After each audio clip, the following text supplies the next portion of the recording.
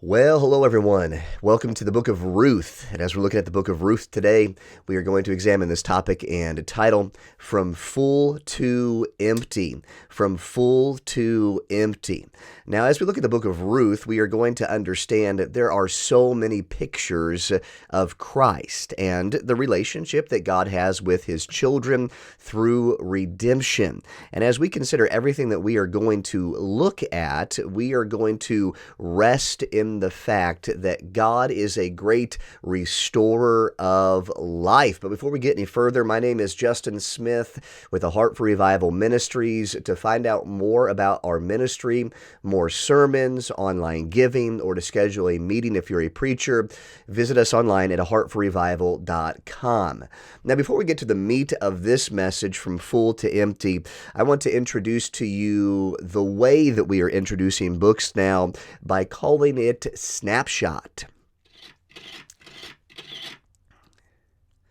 Now, this is nothing new for us to do as we look at the structure of a particular book of the Bible, but I think it's just a more, hone in on it. Give me a way to pay attention to what the book is made up of. And so as we look at the book of Ruth, this is going to be a more simple understanding because it's just a short book, but yet it is a very powerful book. And so I think that this layout that I'm going to give you, this structure, this snapshot is going to be very helpful when you kind of put everything in perspective. There's other ways to outline the book of Ruth, but here's one simple way. Ruth was sought in chapter 1 and halfway through chapter 2, verse 18. And then number 2, Ruth was taught, chapter 2, verse 19 through chapter 3. And then number 3, Ruth was bought, chapter 4. This is what we call a snapshot of the book of Ruth. And I will introduce this once again the next 3 chapters that we go over in the book of Ruth due to the shortness of this particular book. But let me also, in this particular broadcast, give you a little bit more background and understanding of the book of Ruth. We could say that the author's purpose was to show that King David would rise providentially. Now, we know that that is coming if we are Bible students. We know that David is on the horizon of study. His kingship was in the hand of the Lord. And as we look at the book of Ruth, that's what we gather, that's what we understand. And we could also say that the writing of this book exhibits faith and godliness and at the time of apostasy, and that it illustrates the concept of what we call a kinsman redeemer, which is going to be an unfamiliar term to you if you've never studied the book of Ruth. And it shows the scope of God's grace in the Old Testament, which includes the Gentiles, and that it traces the ancestry of David back to Judah, which is really an exciting thing when it comes down to understanding Christ's lineage. Ruth was of the nation of Moab, and we need to note Deuteronomy chapter 23, verses 3 through 6. An Ammonite or a Moabite shall not enter the congregation of the Lord, even to their 10th generation shall they not enter into the congregation of the Lord forever, because they met you not with bread and with water in the way, when ye came forth out of Egypt, and because they hired against thee Balaam the son of Beor of Pethor of Mesopotamia to curse thee. Nevertheless, the Lord thy God would not hearken unto Balaam, but the Lord thy God turned the curse into a blessing unto thee, because the Lord God loved thee.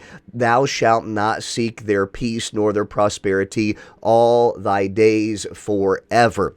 And so we see that there is this curse turned into a blessing. We see this purpose of the Moabites in this life. We see that Ruth was a Moabite, and that is something that is to take note of as we move into the book of Ruth, ultimately understanding that God is so good. Naomi could have said, I've been there, done that.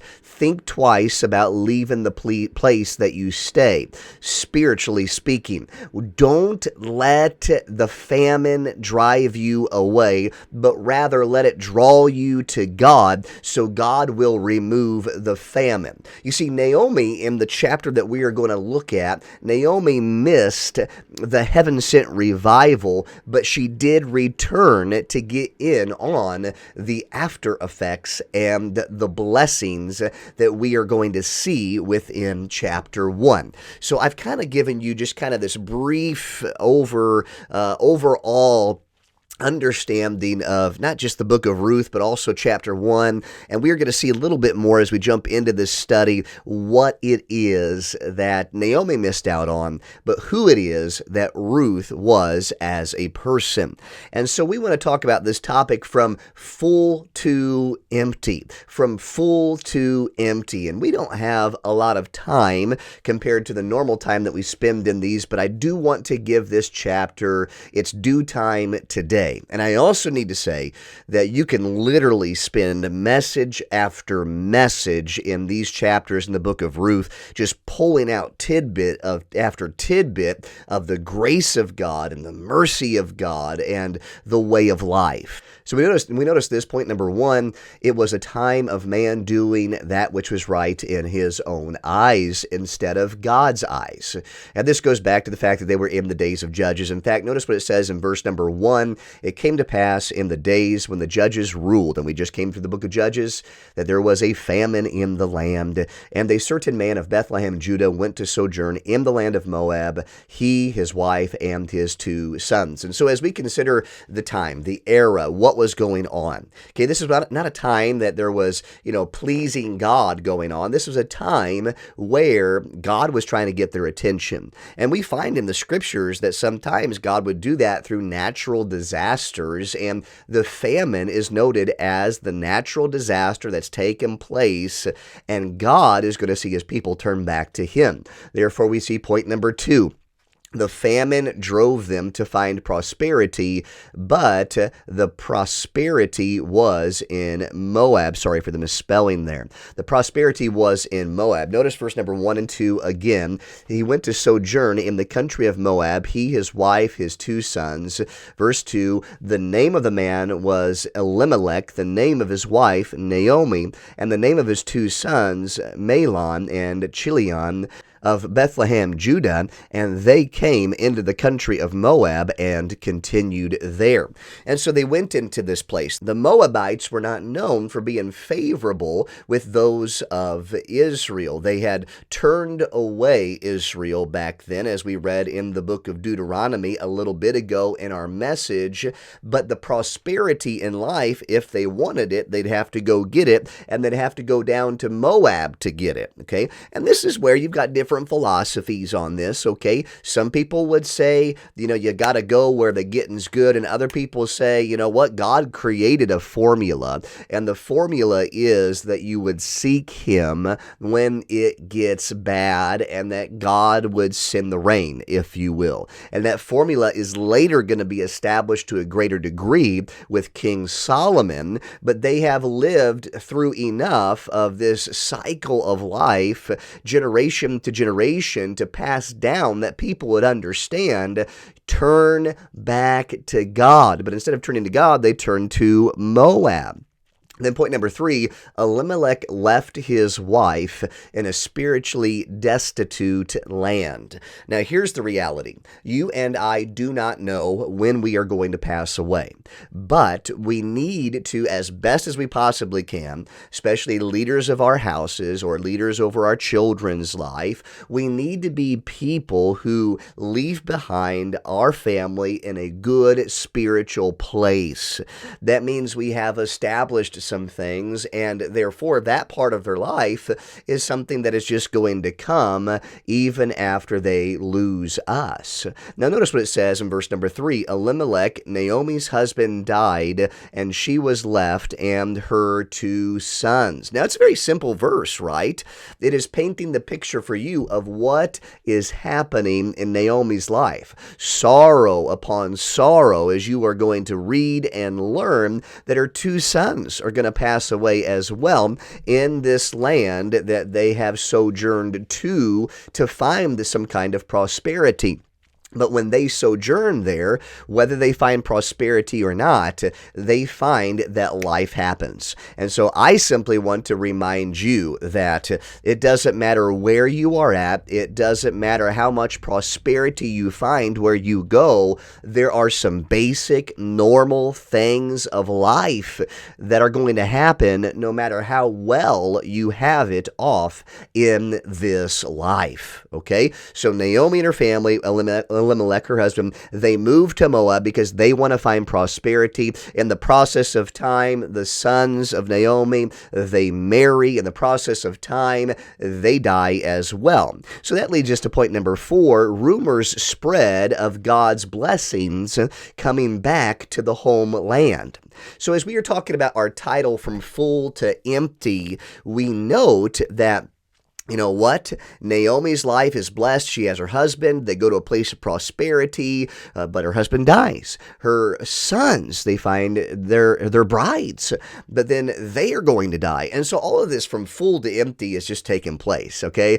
I mean, just everything is being stripped away. Sorrow, mourning. All of a sudden we hear of what God is doing over in the homeland again, and there's this desire to go back. And so listen to what it says in verse 6. She arose with their daughters-in-law, that she might return from the country of Moab, for she had heard in the country of Moab how that the Lord had visited his people in giving them bread. And this is really a wonderful thing, right? God is blessing our homeland again. Whether or not they should have left and gone to Moab, I don't know. But as we consider everything that's taken place here, the pictures of Christ, the blessings that they are going to find back in their homeland, how God is orchestrating this great journey of life for Naomi and Ruth to bring about the kinsman redeemer, the relationship through David, the lineage of Christ. I mean, God is going to do some pretty amazing things, but it begins with hearing the rumors of what God is doing back in their home country, and then they make a decision, we need to get back to the place of blessing. I have a friend in the ministry who has a statement over his life that he has said to me many times, I want to be under the spout where the glory comes out. And as you consider that statement, we move to the fact that, wait a second, sometimes we place ourselves in situations where we are not under that spout where the glory comes out, and we need to get back to that place of blessing. And Ruth and Naomi are going to do just that. So notice what it says as we continue in our 5th point. The journey started. We see what the scriptures say in verse 7 and 8. Wherefore she went forth out of the place where she was, and her 2 daughters-in-law with her, and they went on the way to return to the land of Judah. And Naomi said to her 2 daughters-in-law, Go and return each to her mother's house. The Lord deal kindly with you as ye have dealt with the dead and with me. Again, we didn't read the verses, but the family has gone through great loss. We noticed Elimelech passed away, but we noticed that Mahlon and Chilion has passed away, and these 2 sons and the husband of Naomi, they are gone. And Naomi is just so blessed to have her daughters-in-law with her. The Lord be with you. You go back home. She's kind of cutting them free from the tie with family, and Naomi's saying, I'm going to go back to the place of blessing. God is blessing her homeland. I'm going to get back there. But we notice this 6th point, the girls desire to stick with Naomi. And this is important to realize. It wasn't just Ruth, but at the first, both daughters-in-law. Notice what it says in verse 9 and 10, the Lord grant you that ye may find rest, each of you in the house of her husband. Then she kissed them, they lifted up their voice, and they wept. And they said unto her, Surely we will return with thee unto thy people. What a wonderful testimony this is between Naomi and her daughters-in-law. They loved Naomi. They appreciated her. They were thankful for her, and they didn't want to leave her. But point point number 7, each made their own decisions, and that was okay. And I think for anybody going through a time of change, to be like Naomi, who ultimately isn't going to presume upon her daughters-in-law sticking with her, and then to have both of them say, we want to stick with you, that had to comfort her, but to be somebody who was okay ultimately with whatever decision that her daughters-in-law made, that was a good place for Naomi to be in. She wasn't assuming upon them. She wasn't presuming. All right, she wanted them to be able to enjoy their families, their bloodline, and things like that, instead of those that they were married into. And we are going to see that one of them decides to stay while the other decides to go. And the one that decides to go is the main character of the story, Ruth, of whom the book is named after. Listen to these words in these verses. Turn again, my daughters, go your way, for I am too old to have an husband. If I should say I have hope, if I should have an husband also tonight, and should also bear sons, would ye tarry for them till they were grown? Would ye stay for them from having husbands? Nay, my daughters, for it grieveth me much for your sakes that the hand of the Lord is gone out against me. And they lifted up their voice and wept again. And Orpah kissed her mother-in-law, but Ruth clave unto her. And she said, Behold, thy sister-in-law is gone back unto her people and unto her little g gods. Return thou after thy sister-in-law. And Ruth said, Entreat me not to leave thee, or to return from following after thee, for whither thou goest I will go, and whither thou lodgest I will whither thou goest I will go, and where thou lodgest I will lodge. Thy people shall be my people, thy God my God. And what a wonderful testimony that is. And then in verse 17, where thou diest I will die, where I be buried, and the Lord do so to me, and more also, if aught but death part me and thee. Verse 18, when she saw that she was steadfastly minded to go with her, she left speaking unto her. I mean, when you look at these verses, you understand something. You understand that Ruth appreciated Naomi and her God so much and loved Naomi so much that it didn't matter if she would never find a husband, she was going to stick with Naomi. I love the stickability that Ruth shows here, and it wasn't wrong that Orpah decided to go back. She was going to live her life with, seeking a husband as she's been cut free from the situation with Naomi, and everything is, okay as far as, when you look at what is done that way, but you appreciate Ruth's desire to say, you know what, I want your God to be my God. There's something about him that I love, and therefore we see point number 8, the testimony of Naomi. Now we're looking at this from full to empty.